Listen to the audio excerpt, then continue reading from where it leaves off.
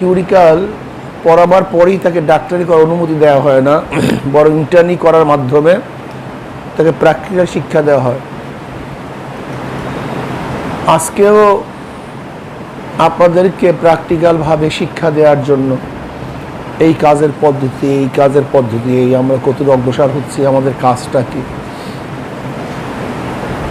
এই জন্য এই তরবিয়াতি জলসাগুলির খুবই গুরুত্ব, খুবই প্রয়োজন। আর দিন আর নসিহা, উপদেশ, নসিহাত, ওয়াজ, এর নামই দিন। এই পর্যন্ত আমরা দিন কিভাবে পেয়েছি, আমরা কিভাবে ঈমান শিখছি, নামাজ শিখছি, কিভাবে? এই দাওয়াতের ভিত্তিতে।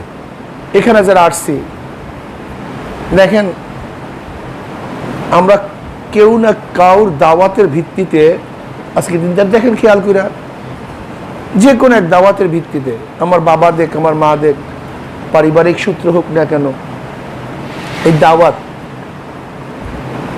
উদউ ইলা সাবিলি রাব্বিকা বিল হিকমা ওয়াল মাউইজাতিল হাসানা ওয়াজাদিলহুম বিল্লাতি হিয়া আহসান।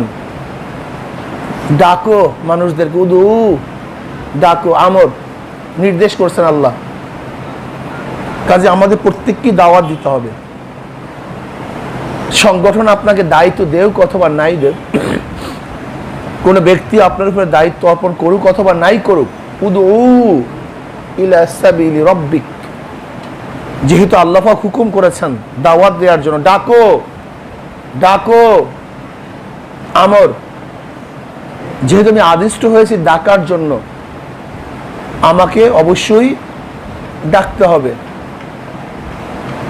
যখনই আমি ডাকবো, আমি কি হয়ে গেলাম? দায়ী হয়ে গেলাম। কি হয়ে গেলাম? দায়ী।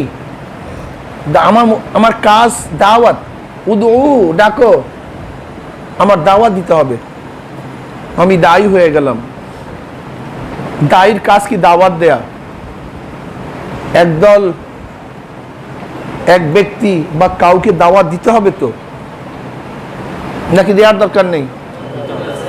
যেহেতু আপনি দায়ী, দায়ী মানি যে দাওয়াত দেয়, তা কাউকে দাওয়াত দিতে হবে তো। সে মাদু, তাই দায়ী যখন পাওয়া গেছে, সেখানে মাদু আছে যাদেরকে দাওয়াত দেওয়া হয়। এখন মাদুর কাছে দায়ী কি করবে? দাওয়াত।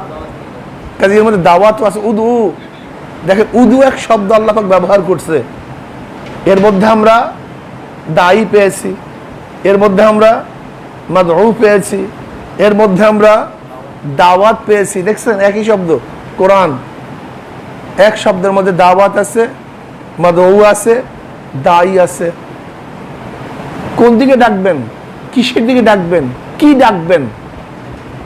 ইলা সাবিলি রাব্বিক, ইলা সাবিলি রাব্বিক, অন্য কোনো দিকে নয়, অন্য কোনো পথে নয়। ইলা সাবিলি রাব্বিক, তোমার রবের রাস্তার দিকে। কার রাস্তা?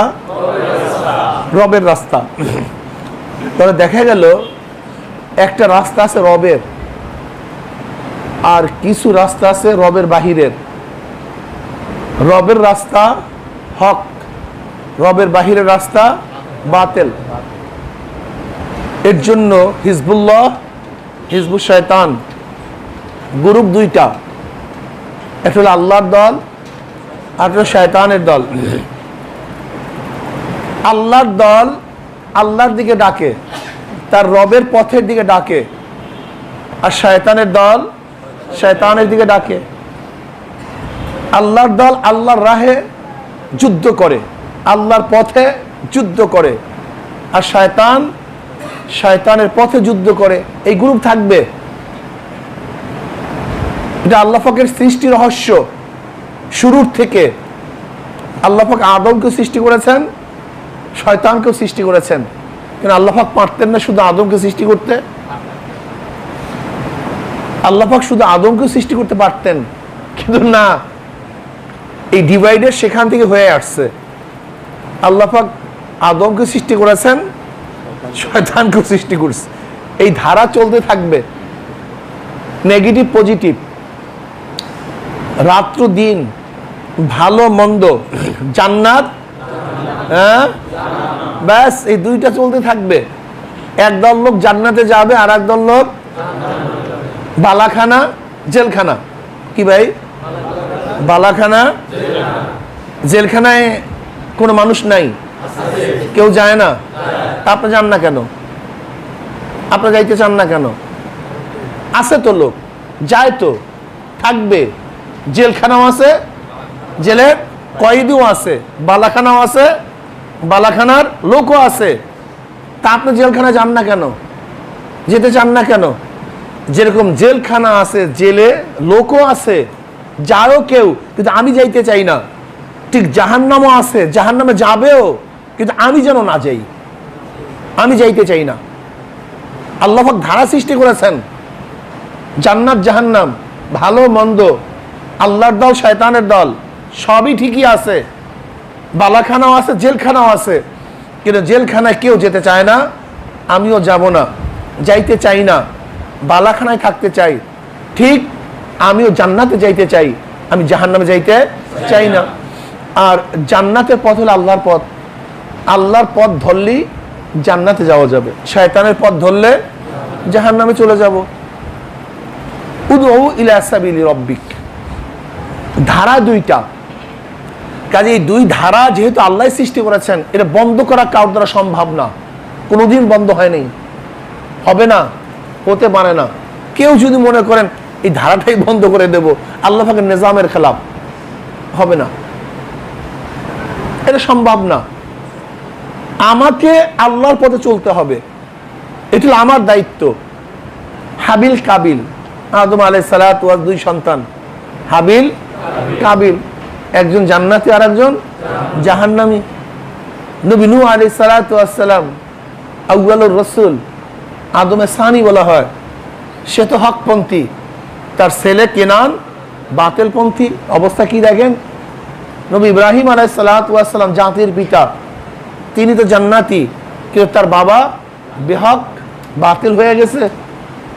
এই ধারা চলতে থাকবে। নবী আলী সালাতু ওয়াস সালামের গোত্রের মধ্যে দেখেন কিছু চাচা তো আলহামদুলিল্লাহ সাইয়্যিদুশ শুহাদা হয়ে গেছে, আর কিছু তো একেবারে তাব্বাত ইয়াদা আবি লাহাবি ওয়া তাব, জাহান্নামের কীট হয়ে গেছে। আমরা ধারা বন্ধ করবেন কিভাবে? কাজে আমি কি করব, এটা আমার দায়িত্ব। আমি কোন পথে চলবো, এইটা আমার দায়িত্ব। আমি কার দল করব, এইটা আমার দায়িত্ব। দল তো দুইটা, আল্লাহর দল, শয়তানের দল। এখন আমি কোন দলে থাকবো, এইটা আমার দায়িত্ব। শয়তানের দল থাকবে, শয়তানের দল থাকবে, ভালো মন্দ থাকবে কি থাকবে না? এই যে দেখেন নরসিংদীতে কি ঘটনা ঘটছে। নরসিংদীতে এক উলঙ্গ মহিলা, তাকে নিয়ে বিভিন্ন কটূক্তি চলতেছিল। এক ভদ্র মহিলা গিয়ে বলতেছে, আমারও 3টা মেয়ে আছে, তুমি এইভাবে চলাফেরা করতেছো, মানুষ তো কটূক্তি করে, ঘৃণা করে। ওই উলঙ্গ মেয়েটা তার সাথীদেরকে ডাকছে, যাদের সাথে সেখানে ঘোরার জন্য গেছে। তারা ঈশা সেই মুরব্বী মহিলার উপরে ঝাঁপিয়ে পড়ছে, তাকে গালাগালি করতেছে, হেনস্থ করতেছে। এইটা দেখা আশেপাশের লোক, মহিলাও না, আশেপাশের লোক তাদেরকে বাধা প্রদান করছে। এই মহিলা ভালো কথা বলছে, তোমরা তার উপরে ক্ষিপ্ত হইছো কেন? আজকে দেখেন সেই উলঙ্গ মহিলার পিছনে সবাই, গোটা সরকার, গোটা শয়তানের গোষ্ঠী, গোটা শয়তানের দল। উচিত ছিল যে ভদ্র মহিলা, সে হাওলা দিয়েছে, আমার 3টা মেয়ে আছে, একজন ভদ্র মহিলা, অথচ আজকে তাকে অ্যারেস্ট করে বর্ণনা দিয়েছে তার অ্যাডভোকেট, তার উকিল, যে মনে হয় যেন বিশাল অন্যায় করে ফেলছে মহিলা, বিশাল অপরাধ করছে। আন্ডারগ্রাউন্ডের মহিলা, অনেক অপরাধী, মনে চোরাচালানের সাথে সম্পৃক্ত, দেশোদ্দেশের সাথে সম্পৃক্ত, এইভাবে র্যাবেরা তাকে অ্যারেস্ট করছে। আপনি এবং আমি ভাবতেছি কত মসজিদে লোক, আজকে জুমার দিনে প্রত্যেকটা মসজিদ বোঝাই ভরা, ভরপুর, কিন্তু আপনি জানেন দেশের অবস্থাটা কি? দেখেন এক উলঙ্গ মহিলার পিছনে সবাই, আজকে একজন ভদ্র মহিলা তাকে কিছু বলে নাই, শুধু বলছে তুমি এইভাবে চলাফেরা করছো কেন, কিন্তু তার পক্ষে পুরো প্রশাসন। এই জাতির অবস্থা খুবই খারাপ। ওলামা সম্মেলন হবে, সেখানে আমরা আমাদের বার্তা পৌঁছাবো, এখানে মারামারি হবে না, কাটাকাটি হবে না, মিছিল মিটিং না, রাস্তা অবরোধ না, সন্ত্রাসী কোনো কায়দাও না। আমরা শুধু নাস্তিকদের বিরুদ্ধে একটা মেসেজ পৌঁছাবার জন্য ওলামা সম্মেলন আয়োজন করা হয়েছিল, ওলামা মাশায়েখ আইম্মা পরিষদ। কিন্তু সরকার নাস্তিকদের পক্ষ গ্রহণ করেছে, ওলামাদের পক্ষ গ্রহণ করতে পারে নাই। লেকিন আল্লাহর পথে আমরা অনেকেই থাকি না, প্রশাসন থাকতে চায় না। যদি কেউ থাকে, ওই শয়তানের দল তার বিরুদ্ধে অভিযোগ দিয়ে তাদেরকে ভয় সৃষ্টি করে, ভীতি সৃষ্টি করে। উলাইকা হিজবুল্লাহ, কাজী আল্লাহর দল, উলাইকা হিজবুশ শয়তান। কিসের দল? শয়তানের দল। জান্নাত জাহান্নাম, ভালো মন্দ, বালাখানা জেলখানা, আল্লাহর পথ শয়তানের পথ। যারা আল্লাহর পথে থাকবে তারা দুনিয়াতেও কামিয়াব, আখিরাতেও কামিয়াব। তবে আল্লাহর পথে থাকতে একটু কষ্ট হয়, এটা আল্লাহ পাকের নিজাম। আল্লাহ পাকের নিজাম কেন, এটা দুনিয়ারও নিজাম। ভালো ভালো পথে থাকতে কষ্ট করতে হয়, ভালো রেজাল্ট করলে কষ্ট করতে হয়, ভালো শস্য ফলাতে কষ্ট করতে হয়, ভালো বিল্ডিং করতে কষ্ট করতে হয়, ভালো চাকরি পেতে কষ্ট করতে হয়। কিন্তু আপনি মূর্খ থাকতে কষ্ট করতে হয় না, রাস্তায় ঘুমাতে কষ্ট করতে হয় না, জেলখানায় যেতে কষ্ট করতে হয় না। দুনিয়ার নিজাম তাই। ভালো খাদ্য খেতে কষ্ট করতে হয়, ভালো মর্যাদা অর্জন করতে কষ্ট করতে হয়। কিন্তু আপনি যদি বিজিত হতে চান, কোনো কষ্টের দরকার নেই, ব্যাস। এই দুনিয়ার নিজাম। দুনিয়াতেও ভালো থাকতে গেলে কষ্ট করতে হয়, খারাপ থাকতে গেলে কষ্টের প্রয়োজন নেই। তারপরে জান্নাত নামে এত সুন্দর একটা মহল আপনাকে দিয়ে দিবে, বিল্ডিং দিয়ে দিবে, দুনিয়ার চেয়ে 10 গুণ বড় একটা জান্নাত আপনাকে দিয়ে দিবে, আর আপনি কষ্ট করবেন না। এটা হয়? এটা হয় না। দুনিয়াতে যে যত বেশি কষ্ট করে পড়াশোনার জন্য, সে তত মর্যাদা সম্পন্ন হয়, তার রেজাল্ট তত ভালো হয়। ঠিক জান্নাত পাওয়ার জন্য যে যত সাধনা করে, যে যত কষ্ট করে, তার জান্নাতটা সেই মানের হয়। জান্নাতের মধ্যে 8টা কোয়ালিটি হবে, 8টা কোয়ালিটি। এর মধ্যে এক কোয়ালিটি, এক মর্যাদার মধ্যে আর এক মর্যাদার পার্থক্য কি জানেন? এক কোয়ালিটি, এক মর্যাদা, আর মর্যাদার মধ্যে পার্থক্য যে 8টা জান্নাত। শোনেন না, এক জান্নাতের মধ্যে আর এক জান্নাতের মর্যাদার পার্থক্য জমিন থেকে আসমান। জমিন থেকে আসমান যত পার্থক্য, এক জান্নাতের মর্যাদার মধ্যে আর এক জান্নাতের মর্যাদার এইবার পার্থক্য হয়ে যাবে। কাজে দুনিয়াতে ভালো থাকতে গেলে কষ্ট করতে হয়, সাধনা করতে হয়। সাধনা ছাড়া দুনিয়াতে ভালো থাকা যায় না। ঠিক জান্নাতের মহলে থাকার জন্য আমাদেরকে সাধনা করতে হবে, সাধক হতে হবে, সাধনা করতে হবে, চেষ্টা করতে হবে। আল্লাহ পাকের নিজাম। দুনিয়াতে একটু সাধনা করো, একটু ইবাদত করো, একটু ত্যাগ করো, আমি তোমাদের জন্য ওই দামি জান্নাত রেখে দিয়েছি। আর ত্যাগ করবে না, জেলখানায় ঢুকে যাও, জাহান্নামে চলে যাও। ফারিকুন ফিল জান্নাত ওয়া ফারিকুন ফিস সাঈর। যুব আন্দোলনের প্রত্যেকটা যুবককে ত্যাগী হতে হবে, ত্যাগী হতে হবে। ত্যাগ ছাড়া হয় না। আমার মা যদি আমাকে জন্ম দেওয়ার পিছনে ত্যাগ না করতেন, আমি আজকে দুনিয়ার মুখ দেখতাম না। একটা বিচি তার অঙ্কুরের জন্য নিজে যদি বিলীন না হয়ে যেত, তাহলে সেই বিচির থেকে কোনোদিন অঙ্কুর উঠতো না। আজকে বিল্ডিং এর নিচে হাজারো ইট, যারা কোনোদিন উঠবে না, তাদেরকে কেউ দেখবে না। ওই ইটগুলি যদি মাটির নিচে বিলীন না হয়ে যেত, তাহলে তার উপরে এত বড় প্রসাদ উঠতো না। ঠিক ইসলামের এই বিশাল প্রসাদের জন্য, ইসলামের স্ট্রাকচারের জন্য কিছু লোকের ত্যাগ না থাকলে ইসলাম নামীয় গাছটা দুনিয়াতে দেখা যাবে না।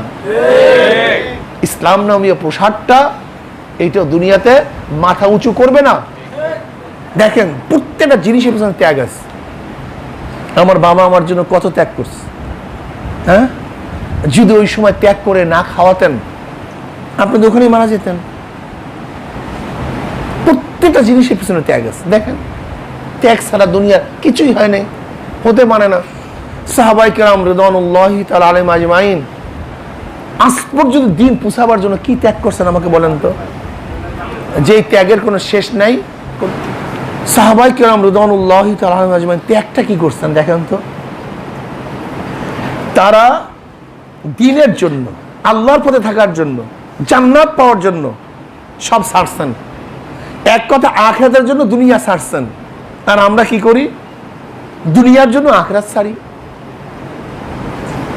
কি সাহাবায়ে কেরাম রিদওয়ানুল্লাহি তাআলা আজমাইন দ্বীনের জন্য দুনিয়া ছাড়ছে, আর আমরা দুনিয়ার জন্য দ্বীন ছাড়ি, আখিরাত ছাড়ি। তারা দ্বীনের জন্য ঘর ছাড়ছে, বাড়ি ছাড়ছে, স্ত্রী ছাড়ছে, ছেলে ছাড়ছে, সন্তান ছাড়ছে, নিজের জীবন ছাড়ছে সব। অথচ আমরা এই দুনিয়ার জন্য নামাজ ছাড়ি, রোজা ছাড়ি, হজ ছাড়ি, যাকাত ছাড়ি, টুপি ছাড়ি, দাড়ি ছাড়ি, লম্বা জামা ছাড়ি, সব ছাড়ি। তারা দ্বীনের জন্য, দাড়ির জন্য চাকরি ছাড়ছে, টুপির জন্য চাকরি ছাড়ছে, সুন্নতি জামার জন্য চাকরি ছাড়ছে, জামাতে নামাজ পড়ার জন্য চাকরি ছাড়ছে, আল্লাহর জমিনে আল্লাহর হুকুমতের জন্য নিজের রক্তকে বিলীন করে দিয়েছে, জীবনকে ধ্বংস করছে, স্ত্রী পুত্র সব ত্যাগ করছে। কিসের জন্য ভাই? দ্বীনের জন্য। অথচ আমরা এই দুনিয়ার জন্য, ব্যবসার জন্য জামাত ছাড়ি, ব্যবসার জন্য হ্যাঁ ভাই এখন জামাতে গেলে ব্যবসা বন্ধ হয়ে যাবে, এই দুনিয়ার জন্য জামাত ছাড়ছে। এখন আমি দাঁড়িয়ে রাখলে আমার বিবাহ করতে পারবো না, এই দুনিয়ার জন্য দাড়ি ছাড়ছে। সুদ ঘুষ না খেলে ভালো খেতে পারবো না, আজকে দুনিয়ার জন্য আমি দ্বীন ছাড়ছি। আর তারা দ্বীনের জন্য দুনিয়া ছাড়ছে, আর আমরা কি করি? দুনিয়ার জন্য দ্বীন ছাড়ি। আজকে আমাদের শপথ হবে, যুব আন্দোলনের শপথ হবে, আমরাও দ্বীনের জন্য দুনিয়া ছাড়বো, কিন্তু দুনিয়ার জন্য দ্বীন ছাড়বো না ইনশাআল্লাহ। এইটাই শপথ হোক, এই একটা শপথ হয়ে যাবে। তারাও যেরকম দ্বীনের জন্য দুনিয়া ছাড়ছে, যেহেতু আমরা তাদের অনুসারী, আমরা ইনশাআল্লাহ এই দ্বীনের জন্য সব কিছু ছাড়বো, সব কিছু ত্যাগ করবো। আমাদের জন্য কত সহজ। ইসলাম এই কথা বলে নাই যে তোমার ঘর লাগবে না, বাড়ি লাগবে না, কিচ্ছু লাগবে না। না, আল্লাহ রহবানিয়াত ফিল ইসলাম, ইসলামের মধ্যে রহবানিয়াত নেই। আমরা তো সব কিছু করেও, দুনিয়ার অট্টালিকা, গাড়ি বাড়ি সব কিছু করেও তো দ্বীন করতে পারি, এতটুকু করি না কেন? এর কারণটা কি? হ্যাঁ, এর কারণটা কোথায়? এতটুকু ত্যাগ করতে পারি না কেন? যুব আন্দোলন,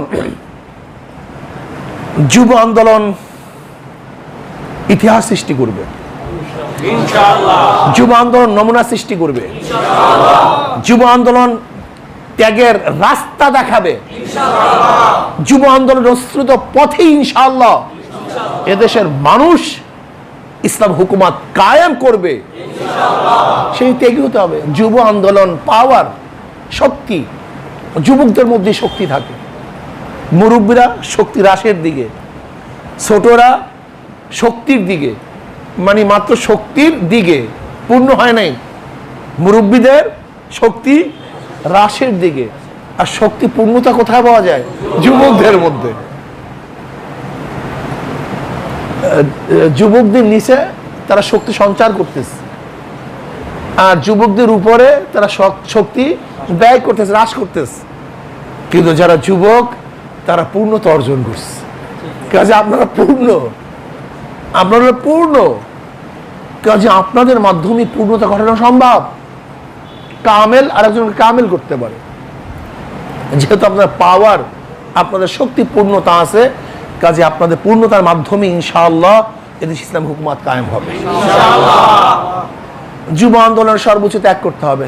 আমার দাদাজান রহমতুল্লাহ আলাইহি সুন্দর একটা উদাহরণ দিয়েছেন, ওয়া আম্মা মান খাফা মাকাম রাব্বিহি ওয়া নাহান নাফসা আনিল হাওয়া ফা ইন্নাল জান্নাতা হিয়াল মাওয়া ওয়া আম্মা মান খাফা মাকাম রাব্বিহি ওয়া নাহান নাফসা আনিল হাওয়া ফাইনাল জান্নাতা হিয়াল মাওয়া। তুমি প্রথম অবস্থায় জান্নাতে যাবা না জাহান্নামে যাবা? এটার নমুনাটা কি দেখো, দুনিয়ার কাজ এবং আখিরাতের কাজের মধ্যে কন্ট্রাডিকশন, তাআরুজ, মতনৈক্য সৃষ্টি হয়েছে। এখন জামাতে গেলে ব্যবসার ক্ষতি হয়, ব্যবসা করলে জামাত তরক হয়। কি দুনিয়ার মধ্যে আখিরাতের সাথে কি লাগছে? যুদ্ধ, কন্ট্রাডিকশন লাগছে। বুঝাতে পারিনি। এখন চরমনাই মাহফিলে গেলে আমার ব্যবসার ক্ষতি হয়, আর মাহফিলে না গেলে আমার দিনের ক্ষতি হয়। যুদ্ধ লাগছে কি লাগে নাই? আমি দাড়ি রাখলে বিবাহতে অসুবিধা হয়, আর দাড়ি কাটলে দিনের ক্ষতি হয়। কি লাগছে কি লাগে নাই? এখন মিছিলে মিটিং আসলে আমার দুনিয়ার এই ক্ষতি এই ক্ষতি হয়, আর মিছিলে গেলে আমার দিনের এই উপকার হয়, ফায়দা হয়। লাগছে? এখন আপনি কি করবেন? আপনি দুনিয়াকে প্রাধান্য দিবেন না দিনকে প্রাধান্য দিবেন? যদি আপনি দিনকে প্রাধান্য দেন তাহলে আপনি প্রথম অবস্থায় বিনা হিসেবে জান্নাতে চলে যাবেন। ওয়া নাহান নাফসানিল হাওয়া ফাইনাল জান্নাতা হিয়াল মাওয়া। ওয়া নাহান নাফসানিল হাওয়া, নফস চাইছে একদিকে, কিন্তু আপনি তাকে বিরোধিতা করে চলে গেছেন আর একদিকে। আপনি নফসের অনুসরণ হন নেই, আপনি নফসের অনুকরণ করেন নেই, নফসের কথা মানেন নেই, দুনিয়াকে প্রাধান্য দেন নেই। আর দুনিয়াকে যে প্রাধান্য দিবে না, আল্লাহ পাক কবুল করলে বিদা হিসাব ফাইনাল জান্নাতা হিয়াল মাওয়া।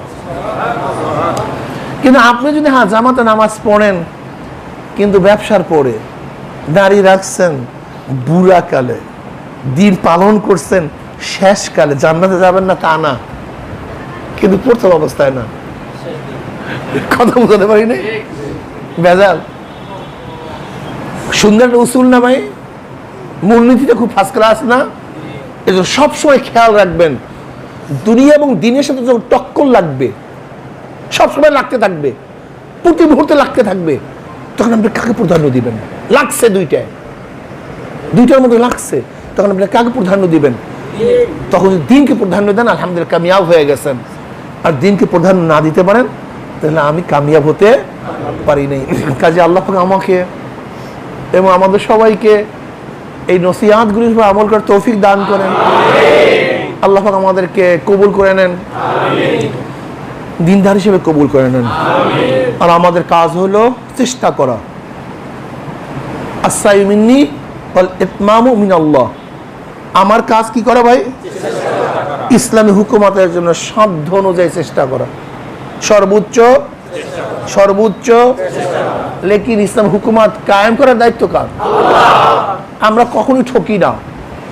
ইসলামের পথে ঠক বলতে কিচ্ছু নাই, লস বলতে ঠক বলতে কিচ্ছু নাই, সবই লাভ। যতক্ষণ এখানে বসা আছেন, বাড়ির থেকে আসছেন, কথা শুনতেছেন, বাড়ি যাবেন, সবই লাভ। আমরা নগদ কাজ করি। কি কাজ করি? বাকির কাজ আমরা করি না।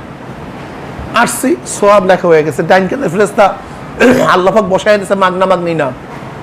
তার কাজই হলো ভালো কাজ করতে সাথে সাথে লেখা ভালো, দেরি করো না। কি কথা ঠিক না? কাজে আমাদের কাজ তো নগদ। আমাদের উদ্দেশ্য জান্নাত, জাহান্নাম থেকে নাজাত, আল্লাহর রেজা। ওই দেখেন লক্ষ্য উদ্দেশ্য লেখা আছে, আল্লাহ সন্তুষ্টি অর্জন। এইটা তো আমাদের লক্ষ্য এবং উদ্দেশ্য, জান্নাত পাওয়া জাহান্নাম থেকে। এর বাইরে কিচ্ছু না। জান্নাত পাওয়া, জাহান্নাম থেকে নাজাত পাওয়া, সর্বোচ্চ আল্লাহ পাক রেজা, আল্লাহ পাক সন্তুষ্টি অর্জন করা, এইটাই তো আমাদের কাজ। কাজী এই কাজে ব্যাহত না হয়, এই কাজে বাধা সৃষ্টি না করে, এমন কাজ করবো না, এরকম দিকে হাঁটবো না, এমন দিকে চলবো না। না, আমার কাজই হলো জান্নাতে যাওয়া, জাহান্নাতে নাজাত পাওয়া, আর সর্বোচ্চ আল্লাহর রেজা, আল্লাহর সন্তুষ্ট অর্জন করা। এটি আমাদের কাজ। কাজে হতাশা হব না, কোনো অবস্থায় হতাশা যেন আমাদের মধ্যে না আসে। খবরদার, ইসলামী হুকুমত কায়েম করা আমার দ্বারাই কায়েম হতে হবে, আমাকেই করতে হবে। আপনি এখন মারা যান তখন কি হবে? আপনি ইসলাম হুকুমত দেখতে পারলেন না, তা হইলটা কি? আপনি কি মাহরুম হয়ে গেছেন? হ্যাঁ, ইসলাম হুকুমত দেখতে পারলাম না, ধরে নেন আমরা শহীদ হয়ে গেলাম। যারা শহীদ হয়েছে তারা কি মাহরুম? সমস্যা কি? কোন সময় হতাশা ভুগবেন না, কোন অসহায় ভুগবেন না। ইসলামী আন্দোলনের প্রত্যেকটা সময় দ্বীনের উপরে আছে, প্রত্যেকটা সময় সোয়াব। এক ব্যক্তি আসছে, ইয়া নবী আল্লাহ, আমি ঈমান আনলে, ইসলাম গ্রহণ করলে আমি কি পাবো? বলে জান্নাত পাবা। বলে আবাকে বয়াত করান। ব্যাস, তাহলে ইসলাম গ্রহণ করছে কিসের জন্য? জোরে বলেন না। তুমি এই হুকুমত পাবা, এইটা পাবা, সেইটা পাবা, অমুক পাবা, তুমুক পাবা, জান্নাত। উমর রাদিয়াল্লাহু তাআলা আনহু বদরের ময়দানের ঘটনা জানেন। নবী আলাইহিস সালাতু ওয়াস সালাম জান্নাতের বর্ণনা করতেছেন, যে জান্নাতের পরিধি কি? এক তফকার থেকে আর তফকা, দুনিয়া এবং আসমানের মধ্যে পার্থক্য তার চেয়েও বেশি। হযরত উমর রাদিয়াল্লাহু বললেন, বাহ বাহ, বাহ বাহ করলা কেন? ইয়া নবী আল্লাহ, আমি সেটার অধিকারী হতে চাই, সেই জান্নাতে যেতে চাই।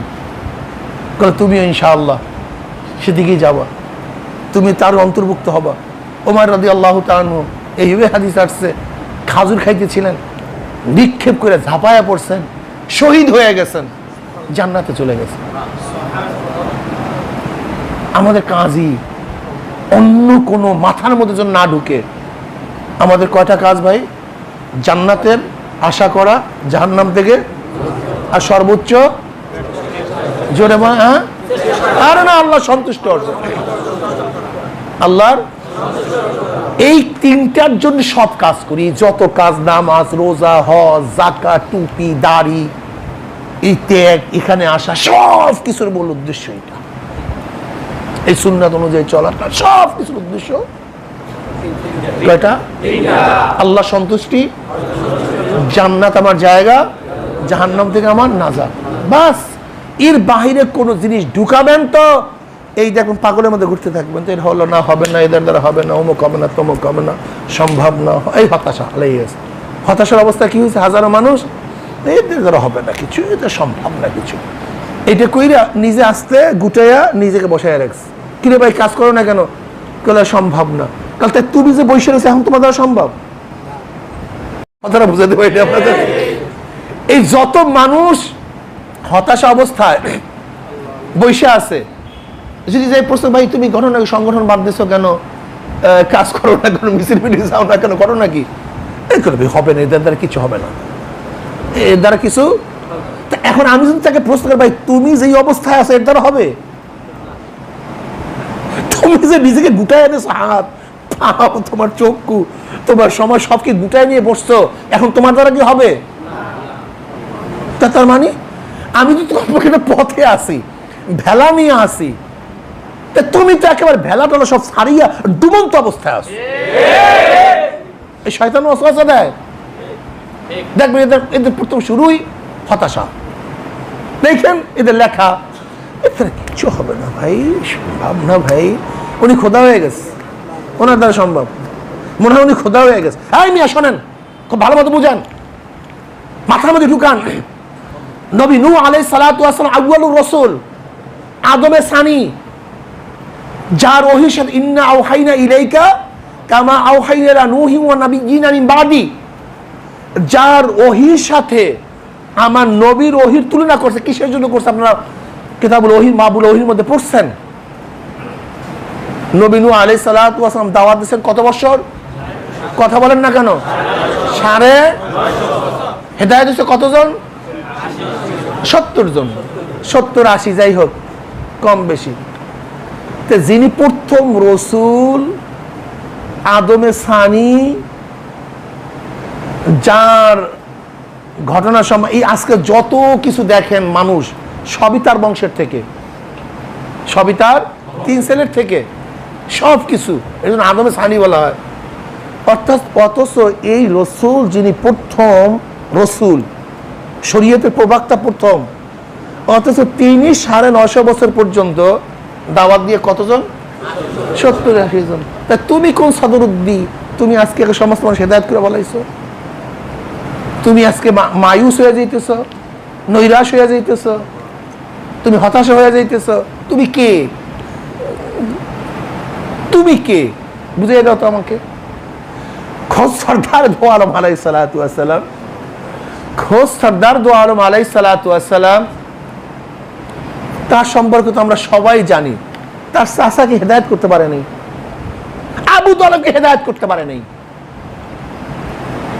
ইন্নাকা লা তাহদি মান আহবাবতা, খোদ নিজের চাচাকে হেদায়েত করতে পারে নাই। অথচ সে কে? যে আবু তালেব আমার নবীর জন্য পাগল, আমার নবীও তার জন্য পাগল, আমার নবীও তাকে মহাব্বত করে, তিনিও নবীকে মহাব্বত করতেন। অথচ ঈমান আনাতে পারে নাই। তা তুমি কোন সদরুদ্দি? তুমি কে? তুমি হতাশা কেন? তুমি সবকিছু ছাড়তেছো কেন? তুমি বাদ দিচ্ছ কেন?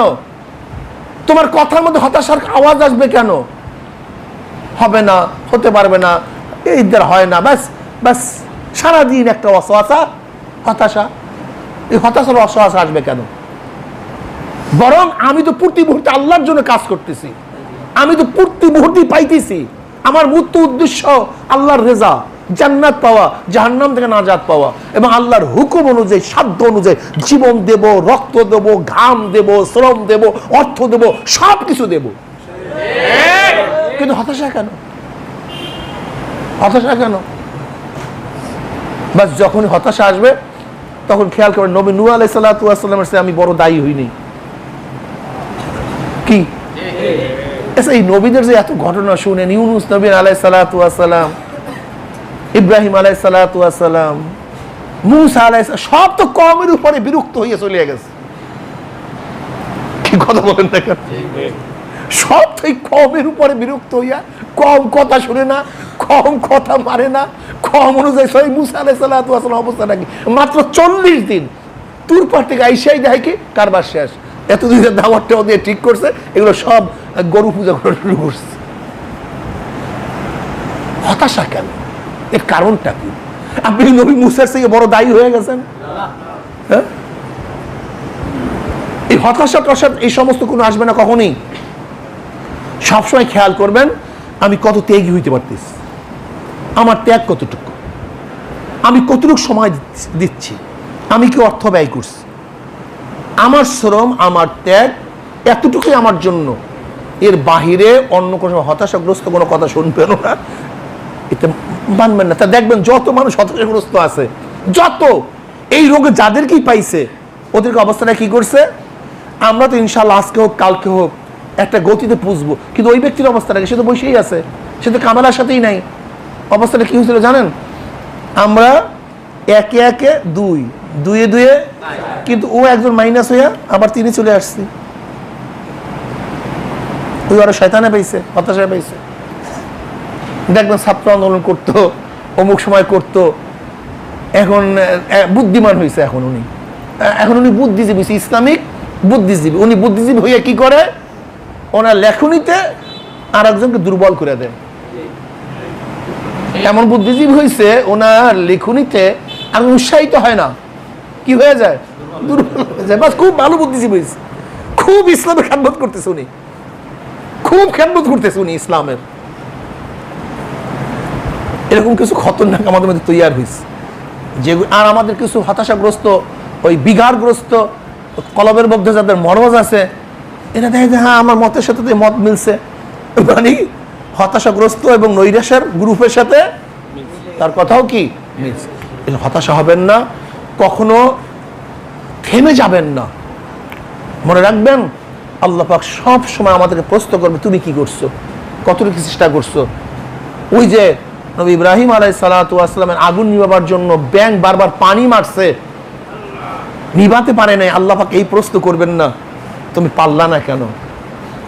ব্যাস আমি চেষ্টা করলাম কিনা, আমি সাধ্য অনুযায়ী, ব্যাস এতটুকুই আমার, এর বাইরে কিচ্ছু না। আল্লাহ পাক জিজ্ঞাসা করবে না তুমি আবু তালেবকে, আমার নবীকে এই কথা প্রশ্ন করবে না, আবু তালেবকে তুমি হেদায়েত করতে পারলা না কেন? বরং দাওয়াত পৌঁছেছো কিনা, চেষ্টা করছো কিনা। শেষ এক ঘটনা বলি, কথা শেষ করবে ইনশাআল্লাহ। এক আল্লাহর ওলি খেয়া পার হইতেছেন, সেখানে হিন্দুরাও ছিল। তার পাড়ে ভিড়ছে, বিরার পরে যখন উঠছে সবাই, এবার আল্লাহর ওলি হিন্দুকে দাওয়াতে, ভাই আপনি ঈমান এবং নামাজ পড়িয়ে নিয়েন, ঈমান নিয়ে নিয়েন এবং নামাজ পড়িয়ে নিয়েন। সাব্যত হিন্দু, এটা তো হিন্দু। তাহলে দেখ, কিয়ামতের ময়দানে যখন আমরা উঠবো, এই ব্যক্তি যদি আল্লাহকে বলে, আল্লাহ এর সাথে আমার দেখা হয়েছিল, লেকিন সে আমাকে দাওয়াত দেয়নি, সে আমাকে দাওয়াত দেয়নি, তখন আমি কি জবাব দেব? আমি আমার কাজটা আদায় করলাম, আমি দাওয়াত দিয়ে দিয়েছি, এখন ও মানুক আর না মানুক আমার দায়িত্ব না, আমি এটা জিজ্ঞাসা হব না। এর জন্য আমি যুব আন্দোলন সবাইকে বলবো, ছাত্র আন্দোলনকে বলবো, সবাইকে বলবো, এই কিছু লোক আছে যাদের মাথার মধ্যে হতাশা, শুধু হতাশা, তাদের কাছে বসলেই দেখবেন আপনাকে উৎসাহিত করছে, আপনি 10 কদম যে হাঁটবেন, আপনাকে কি বলবো জানেন? এটা সম্ভব না, তা হবে না, তার দরকার নাই, মাঝখানে ভাঙ্গা, তাই তমুক, তাই তমুক। আপনার অবস্থা এরকম হবে যে আপনি ওখানে বসে ঘুমাইছেন, হাঁটাই শুরু করবেন না। আর বুদ্ধিমান কি বলে, আর কোনো কষ্ট না, কিচ্ছু না, আমি তোমার সাথে আছি, একটু চেষ্টা করে দেখো না, হাজারো মানুষ চেষ্টা করছে, এভারেজ দখল করার জন্য কত মানুষ চেষ্টা করছে, কেউ পারেছে কেউ পারে না, দেখি না পারি কিনা। একই হাঁটা, দুইজনের দুই নসিহাত, একজন উৎসাহিত হয়েছে আর একজনে বাস হাত পা ভাঙ্গিয়া বসে রয়েছে। এই হাত পা ভাঙ্গাবেন না কেউ, এটা খুবই খারাপ। রক্ত বাতাবেন না, অমুক তারিখ এত করবো। অনেকে কি বলতেছে, ইসলামী আন্দোলনের বয়স এত হয়ে গেছে, তা কি করলো? আচ্ছা বেশ ভালো কথা, ইসলামী আন্দোলনের বয়স এত হয়ে গেছে, তোমার বয়স এত হয়ে গেছে, তুমি তো এখনো বিছানায় প্রস্রাব করো, তুমি তো বিছান থেকে উঠতে পারো নাই, তোমার বয়স তো এত হয়ে গেছে, তুমি কি করছো? ইসলামী আন্দোলনের বয়স এত হয়ে গেছে, বিশাল একেবারে বুড়া হয়ে গেছে, ইসলামী আন্দোলন এত হয়ে গেছে। এর আগেও তো হাজারো দল ছিল, তাদের বয়স তো আরো বেশি হয়েছে, তারা কি করছে? সম্পূর্ণ এগুলি হলো, সম্পূর্ণ হলো দুর্বল করার আলামত। এই খুঁটিনি সব দুর্বল করার আলামত। তুমি কি করছো? কে কি করছে? বয়স তো অনেক হয়ে গেছে, অনেক। তুমি কি করছো? তুমি কত দূর অগ্রসর হয়েছো? তুমি আর একজনের উপর ই করতেছো। তারা তো কমপক্ষে অগ্রসর হইতেছে, মাঠে আছে, ময়দানে আছে। তুমি কি করছো? কে কি করছে? একসাথে তো অনেক কাজই শুরু করছি, অনেক বন্ধুরাই তো এই মাঠে দৌড়াবার জন্য আসছিল আমার সাথে, দেখিল না কাউকে, বা কেউ তো আছে, তা তো দেখি একেবারে আমার দৃষ্টিসীমার পিছনে আছে। ইসলামী আন্দোলন তো দৃষ্টিসীমার সামনে চলে গেছে। একই সাথে লড়াই করা শুরু করছিলাম, একই সাথেই তো দৌড়ের প্রতিযোগিতা শুরু করছিলাম। এরা তো আলহামদুলিল্লাহ অনেক দূর অগ্রসর হইতেছে। আমাকে অনেকে বলে, আপনি এত ক্যান্ডিডেট দেন, আপনাদের বিজয় সংখ্যা কি? আমি বলছি, আপনি বিজয় সংখ্যা দেখেন কেন? আমি তো বিজয় দেখি না, আমি দেখতেছি কতটা বীজ বপন করতে পারছি। আপনি তো ফল দেখেন গাছে, আমি ফল দেখি না, আমি দেখি কতগুলি ফলের গাছ রোপণ করতে পারছি, আমি সেইটা দেখি। আমি ইনশাআল্লাহ ফলের গাছ লাগাইতেছি, যদি আমিও না খাইতে পারি আমার পোলায় খাইবে, আমার পোলায় খেতে না পারলে আমার নাতি খাবে, আমার নাতি নিয়ে খেতে পারলে পুতি খাবে। আর তুমি তো পরের উপরে ফল খাইতেছ, পরের বোঝেন না, কয়েকদিন পর ভিসা দিয়ে পাঠাইয়া দেয়। তুমি তো পরের ফল গাছের দিকে নজর করছো, আমি তো আমার নিজের গাছের দিকে নজর করার কারণে আমার সময় লাগতেছে, আর তুমি পরের গাছের দিকে নজর করার কারণে তুমি মনে করো কাছে চলে গেছো। কিন্তু তুমি জানো, যখনই স্বার্থ ফুরাইয়া যাবে তখন তোমার মুখের বেলা থাপ্পড় দিয়ে পাঠাইয়া দেবে। ওরা পরের গাছ, আর আমি আমার গাছ বপন করছি, এখান থেকে সরাবার ক্ষমতা কাউর নেই, তারাবার ক্ষমতা কাউর নেই, লড়াবার ক্ষমতা কাউর নেই। এটা আমার উত্তরসূরিয়াও খেতে পারবে। বুঝেন নাই কথাটা? অনেকেই দেখছে অমুকের এত দলের লাগে জোট করলেই তো ফল এমপি পাবো, অমুকের লাগে জোট করলেই তো ক্ষমতায় চলে যাব। হিসাবটা বোঝেন নাই? দেখছে ফল পাকা, কিন্তু যখন স্বার্থপর হয়ে যায়,